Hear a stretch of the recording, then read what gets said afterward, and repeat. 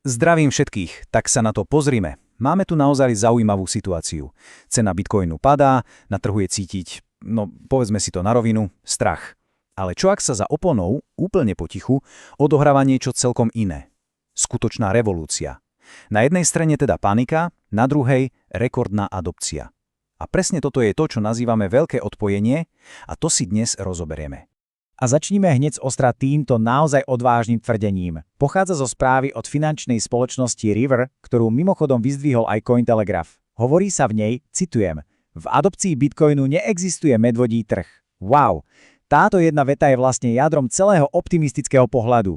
Inými slovami, cena si môže lietať hore-dole, ale to skutočné, reálne využívanie a integrácia bitcoinu, tá ide neustále nahor. Dobre, ale teraz otočme list. Pozrime sa na úplný protipól, toto číslo 5. Čo to je? Nuž, podľa zdrojov ako Coinku a Zcrypto je to aktuálne skóre na indexe strachu a chamtivosti pre Bitcoin. 5. To je v podstate synonymum pre extrémny, ale že naozaj extrémny strach na trhu. A tu sa nám črtá tá kľúčová otázka však, ako je vôbec možné, že v jednom momente máme rekordnú adopciu a v tom druhom takmer rekordný strach? A presne v tomto je ten dnešný paradox. Dobre, tak poďme najprv na ten medvedí scenár. Ponorme sa do tých negatívnych správ a pozrime sa na tvrdé dáta. Skúsme pochopiť, prečo presne je na trhu toľko strachu a čo stojí za tou nervozitou investorov. A tuto máme, minus 33 miliard dolárov. Toto je presne to číslo, ktoré mnohým investorom nedá spávať. Za posledné 2 mesiace totiž realizovaná kapitalizácia Bitcoinu klesla presne o túto sumu. A podľa analýzy od CryptoQuant, o ktorej informoval portál NewsBTC, je to úplne jasný signál.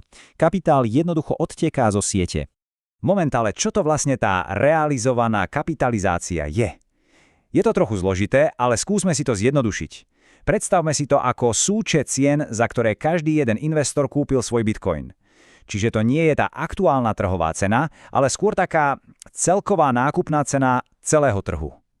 A keď táto metrika klesá, ako vidíme, znamená to v podstate len jednu dosť nepríjemnú vec – investori predávajú so stratou. A ten pokles realizovanej kapitalizácie to je žiaľ len špička ľadovca. Zdroje ako NewsBTC a Coindesk upozorňujú na celý rad ďalších varovných signálov. Máme tu trvalý odliv kapitálu, stále viac a viac ľudí drží svoje bitcoiny v strate a analytici to už otvorene nazývajú krízou dôvery. A čo je ešte vážnejšie, niektorí varujú, že tá ozajstná, tá skutočná kapitulácia, teda ten masívny panický výpredaj, možno ešte len príde. A aby bolo úplne jasné, aké vážne to je, pozrieme sa na tento priamy citát.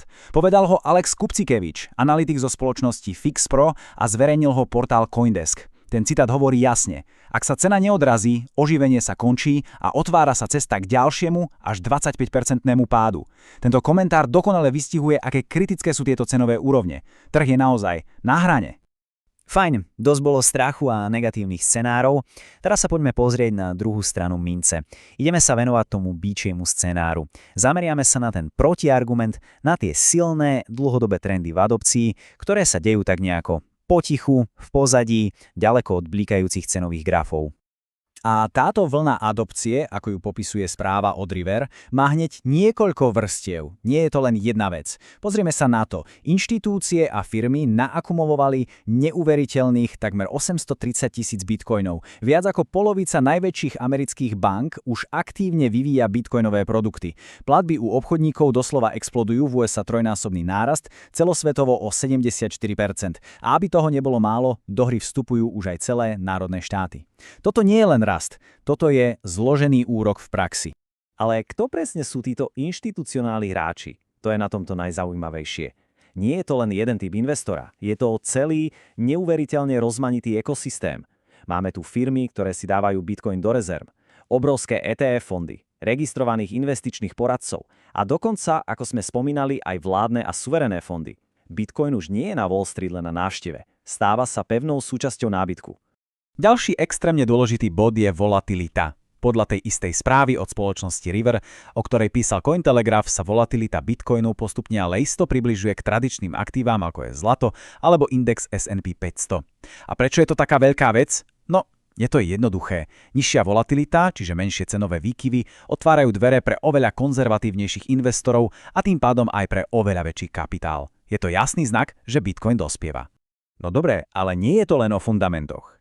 Existujú aj technické argumenty, ktoré nahrávajú bíkom. Správy z portálov CoinDesk a Zcrypto napríklad upozorňujú na možnú formáciu, ktorá sa v technickej analýze volá dvojité dno. V skratke, je to klasický vzor v tvare písmena V, ktorý sa často objavuje na konci poklesu, a čo signalizuje, že predajcom, jednoducho povedané, dochádza dých. A aby to neostalo len pri teórii, analytik Marty Party, ktorého citoval portál Zcrypto, to prepojil s konkrétnym číslom. On tvrdí, že istý korelovaný grafový vzor naznačuje, že toto dvojité dno by mohlo Bitcoin katapultovať až na $84 000. Samozrejme, je to len jedna z možností, ale pekne to ukazuje, aký potenciál by taký býčí obrad mohol mať. Dobre, tak ako to celé dáme dokopy? Máme tu dva úplne protichodné príbehy. Na jednej strane panika, strach, odliv kapitálu. A na druhej tichý, no absolútne masívny rast adopcie. Skúsme to teda zhrnúť a nájsť v tom nejaký zmysel. A presne toto je to jadro celého paradoxu. Dalo by sa to prirovnať, na jednej strane máme to búrlivé, nepredvídateľné more krátkodobej cenovej akcie. Je poháňané emóciami, náladou, strachom. A na druhej strane máme pevninu, ktorá potichu, ale neustále rastie. To je tá dlhodobá adopcia postavená na dôvere a pevných základoch.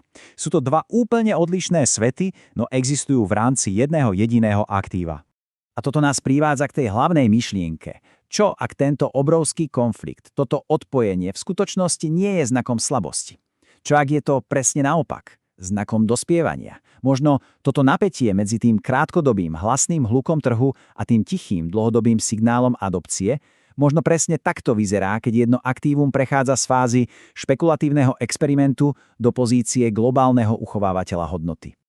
A tak tu ostáva tá jedna kľúčová otázka, ktorá asi najlepšie definuje súčasný stav Bitcoinu.